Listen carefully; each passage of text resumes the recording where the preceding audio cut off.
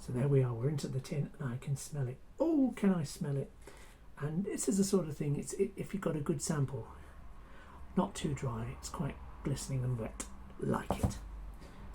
I'm going to put the wee top on just for now because I've got to put the gloves on and it does dry out, and we're in one of the hottest days of the year. So yeah, I think I probably need to open the door a bit, maybe. We'll see.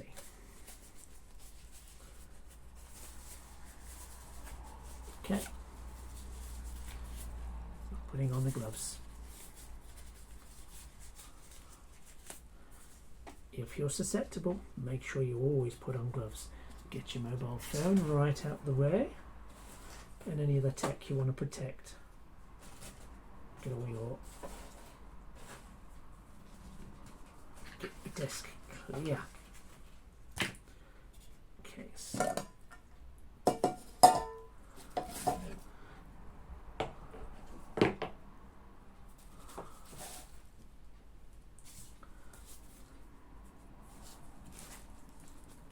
plan to be clean, plan to not contaminate this.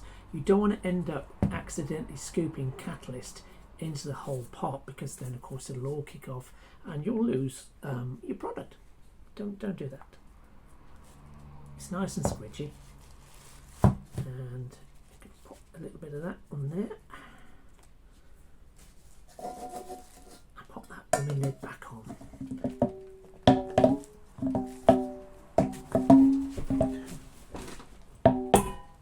There we go. Ooh. That's pungent, that is. Right. There's this wee twist off thingamy.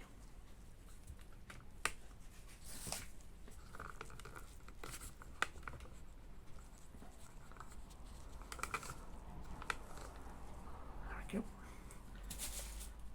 It's designed to twist off and then sort of, you've got a wee cap you can put back on. This shelf, the shelf life of the hardener is pretty good. It's literally years on the shelf. Now when you have an amount like this, like a handful, a little handful, you want just a blob. Be aware that if you're working in warm temperatures, then this will kick faster. So you know the hardening process will start as soon as you start to mix this in, and if you've got a lot of liquid in the mix, it'll kick faster as well. So there we see, I've got a tiny blob. I'm going to mix it in. I'm prepared for this to kick off quite quickly, but I'm not used too much because I want to be able to work this one in, and I'm happy just to leave it, and we'll cut out obviously and cut back in when it's set. Patience is key here. It might take you all evening to make a part, but if you make it properly, you'll then make it stronger. There we go. And the aim is you mix it in until it's all, until you can't see the pink really, or until it's all properly mixed in with the entire batch. Now, if you only get a corner of it, you will find that the heat generated by a corner of the resin setting will kind of kick off the rest where the catalyst isn't, but you don't want to be in that position because the kick won't be so thorough and you'll be waiting forever for that thing to properly set. No one wants to be sitting with your product still waiting to cure weeks on. Literally takes that long. Do it right. And once it's started to set, you can't just mix in more catalyst and hope for the best. It doesn't work that way. Also be aware that the catalyst itself is carcinogenic, as indeed I guess is the resin, so you don't want it on your fingers. Okay, we're mixed in now, so gently daub that on there and daub it all over. I'm going to literally drop that in. If you know where it's going, move it in straight away and then scrape, scrape, scrape. You don't want to lose any of this, not one morsel of it.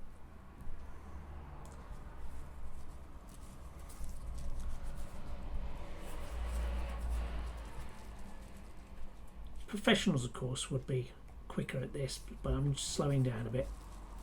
I'm not a professional body worker, as you can tell. Okay. Oh, it's smellable upstairs, you can tell.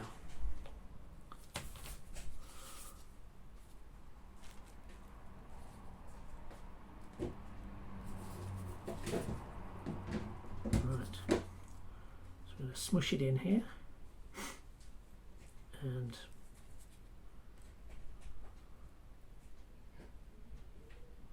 there we go. I've got to get it all over the part, all over the mesh. Now before it sets, I'm going to be taking more of this mesh and just putting random pieces in the middle of this setting resin. This will help it set better. To help things along, wipe off the spatula, because I've got to reuse that for the next time I take a scoop, you know. Just remember that the whole plastic sheet is sticky.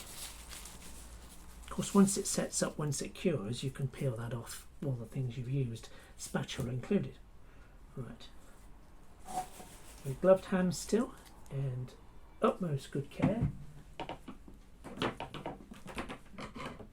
because you don't want to contaminate the scissors. We're going to cut a few pieces.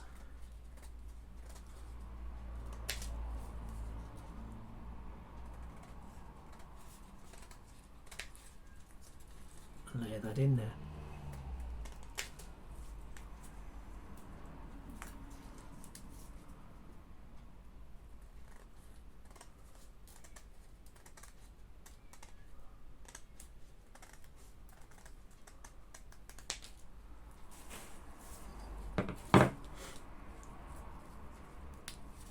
It's a very forgiving product, so you can smush it in.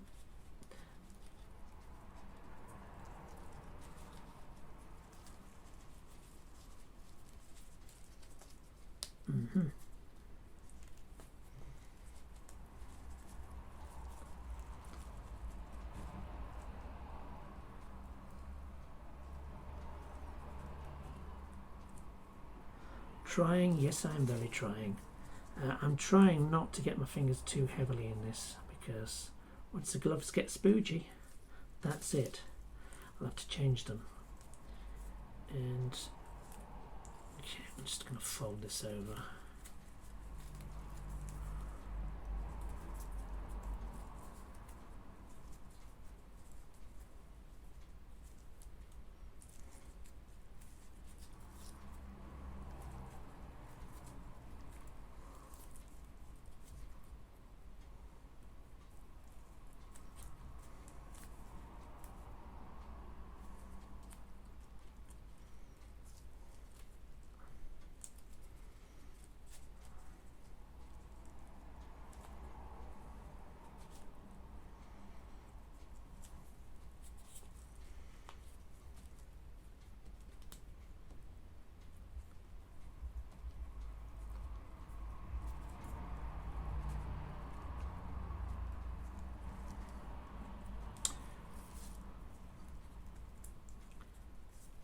Create a bit of something up here.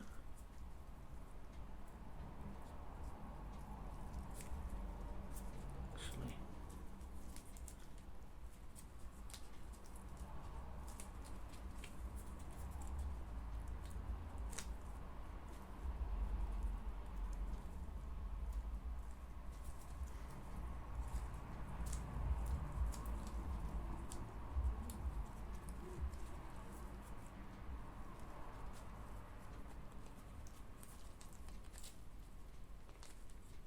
again, folding things down and twisting around, pushing it in.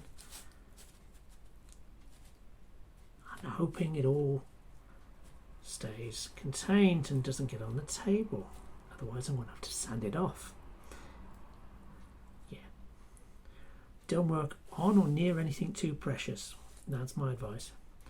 Otherwise, you know, the other half won't like it. Next up, we're folding this stuff over just to create a tray. Like I say, we're forcing this down into a tray so it meshes with, puts itself through the mesh, creates kind of the shape we want, kind of. It's not going to be perfect, not by a long shot, but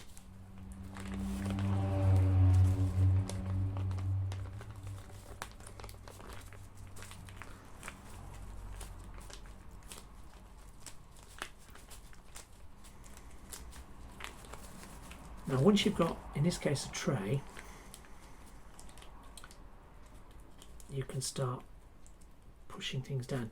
This plastic, by the way, that I'm smearing into the corners, the plastic sheeting, it will peel off once the cure has happened. That's the beauty of it. So you're left with a clean structure that you want with minimal sanding.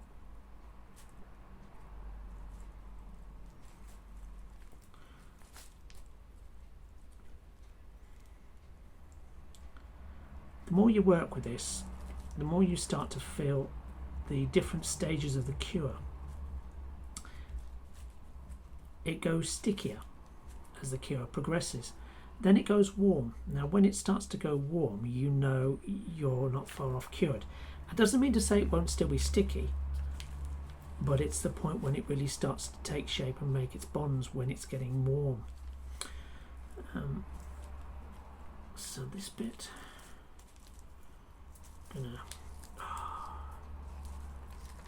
you can see why it's a good idea to use gloved fingers for this.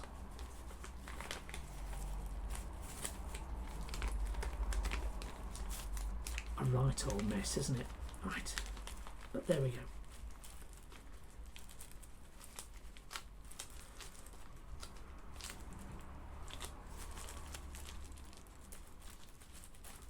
A little squeezing. Find it adopts the shape we want. I'm going slightly smaller than the original wooden model that I mocked up, because when I create the edges I'm going to be adding more polymer resin.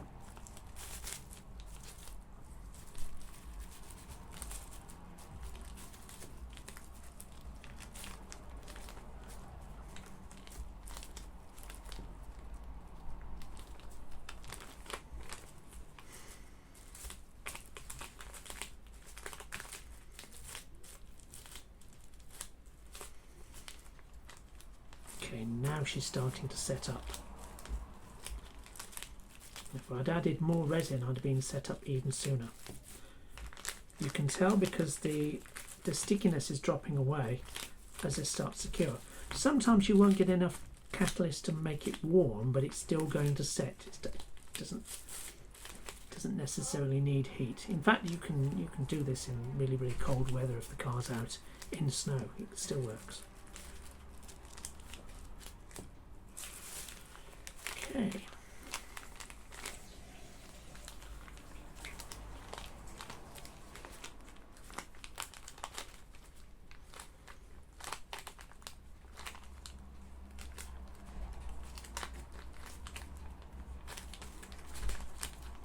Now we're working on a flat surface, so all being well, we'll have at least one side that's flattish.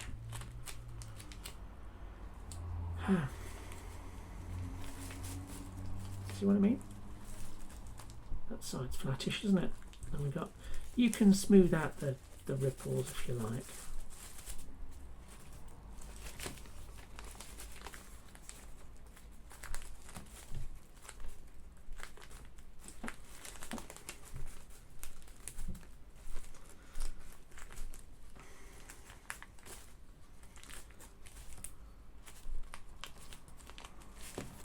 Okay.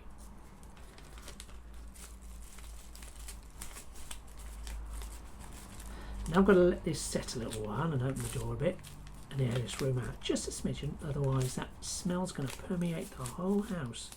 Don't do that, kids. Right, so back in a short while.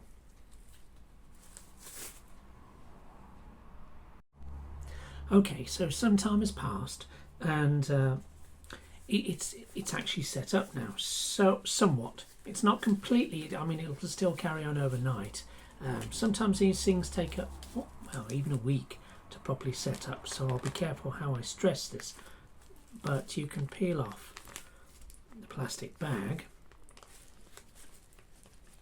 and it'll take with it anything that's not securely fixed down, but that's fine.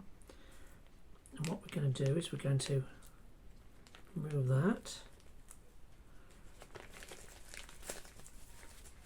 and dispose of that.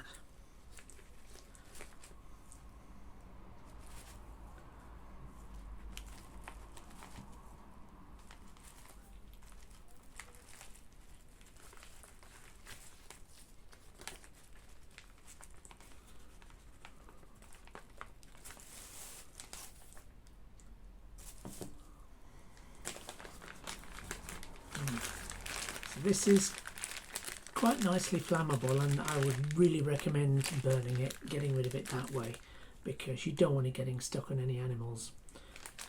It's noxious, but unless you can guarantee it's getting burned, what else can you do? And don't get it near your food, obviously. We're going to put that in a box while we wait to do the burn later on. Looks around for a box. Okay, well, yes, let me just cut back in again shortly. Incidentally, if you do get fiberglass resin on your fingers, what I often find works to remove that is, well, soap and water isn't always that brilliant, nor is the use of caustic sugar soap, that sort of thing. It can be helpful, but what really gets that resin off your fingers is cooking oil. Can't guarantee that's the most healthy thing to do, because of course it can help the plastic absorb through your skin into your bloodstream, but it comes off pretty quickly, and you can use lots of soap and water after that to help shift it off. You don't want it setting up on your fingers, because what happens if you leave resin on your fingers, you think, oh, it's only a little bit sticky. No, what you do is you end up touching your smartphone with a plastic screen, or some sort of coating, and what it does is that resin comes off on your smartphone, on all its plastics, and degrades the surface of the plastic, and you think, oh, I'll chip it off later. You won't chip it off, and if you do, you'll end up scratching the blessed thing. So avoid touching anything apart from use cooking oil or sugar soap once you've got that muck on your fingers, really. Okay, so it's been about 40 minutes, I would say, since I've first set that up to properly set, and it's set slower than I thought. Hey, you know what, it's all good. What I'm on to now is the second stage. I've taken another batch of the resin and spoon it into the tray, and used the bag that it's sitting on to smooth it flat. Now I've taken off my gloves because I'm dealing with this plastic bag material, and it's as good as gloves. Don't do that yourself, obviously. Don't do what I say, don't do what I do is the rule, isn't it? Yeah, but we're going to acknowledge that it is far safer to have gloves on if you can, but my gloves got glue all over them and started sticking to the bag. So anyway, so I'm going to put the camera down. Here we go, and you can have a look. I've used pieces of old copper tubing to create a smooth curved surface on the two edges that are going to mate with the bicycle frame. So the short edge here and the long edge here. The other edges, they're just smooth with fingers at this point. And I can feel, it's been a while, I can feel the resin's gone to that hot stage where it's hot to the touch. This is quite hot. It's like the same sort of temperature as a hot cup of coffee to the feel of it, you know. Still touch it, it's really nice. But however, I'm going to let that carry on. And once it starts to cool down, I'll be able to peel off the plastic bag and move on to the next stage. Now, if I turn this round, what you can see, I've already created a smoothish edge for the short edge here, and a slightly better edge over here, which is cool. Obviously it needs more work, but this is a stage process, so I'll cut back in a bit when I've taken the bag off.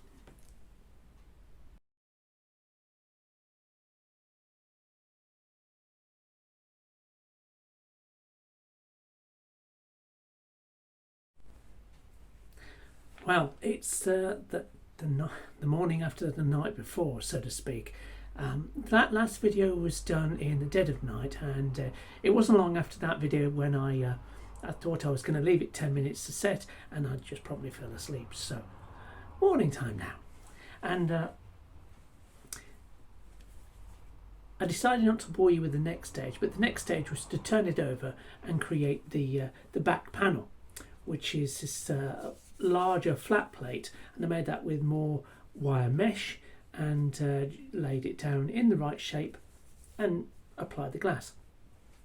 It had good adherence because the glass on the underside of the tray that I made first was still not quite cured, so it helped it adhere to the new piece of fiberglass when I laid that down. And I upped the concentration of the catalyst to make sure that when it sets, it set not only the piece I was applying, but also the piece it was sticking to create a beautiful bond, beautiful strong bond. Well, I wouldn't say beautiful, but definitely a very strong bond. Okay, so this is the piece so far.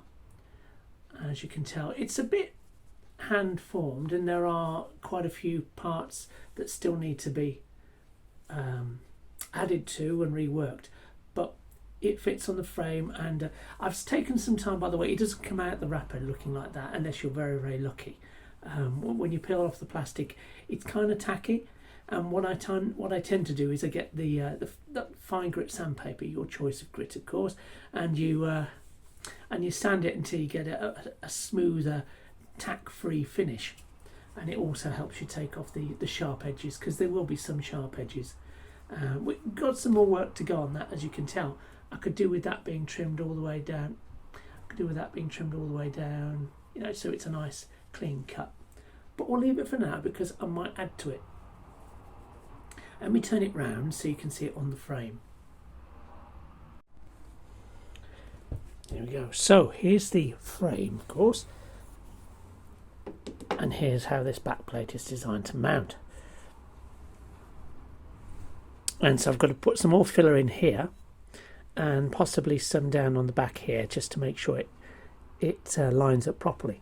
When this is done, I create a plate that goes over the top, and I'm going to drill a hole, or maybe 3 holes through this part here, which is nice and thick, and then the front plate will clamp to the back plate and hold the whole thing in place. And because of its shape, it's not likely to shift this way or that, so I can then bolt the second piece, the plate that holds the motor, to that, and it'll sit about here. That's the plan anyway.